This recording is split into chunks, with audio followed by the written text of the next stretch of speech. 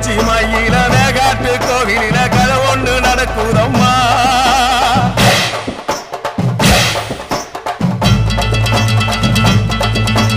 காட்டு புலி ஒண்ணு காயம் பட்டு போச்சே காரணம் யார் சொல்லம்மா.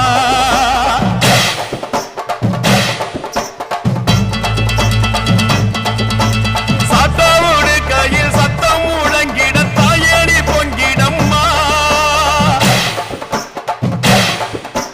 சாத்தாவோடு கையில் சத்தம் முழங்கிட தாயணி பொங்கிடம்மா. சூளக்காளியே அத்தா தாயே, சூளக்காளியே